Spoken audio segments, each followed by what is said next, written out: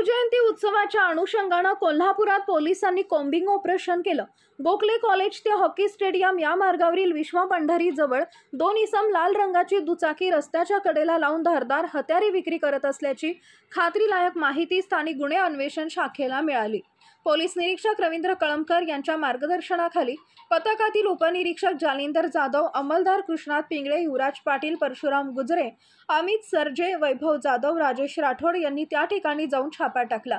यावेळी त्यांच्याकडे 3 तलवारी, 3 गुप्त्या, 5 खंजीर, 2 सत्तूर व 20 चाकू अशी 37 धारदार प्राणघातक हत्यारे आढळून आली।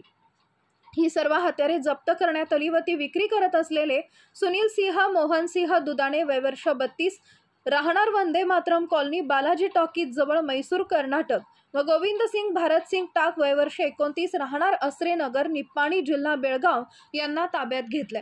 त्यांच्याकडून तब्बल 91,600 रुपयांचा मुद्देमाल जप्त केलाय। शिवजयंतीच्या पार्श्वभूमीवर एवढी मोठी हत्यारं आढळल्यानं एकच खळबळ उडाली आहे। Subscribe now and press the bell icon. Never miss an update.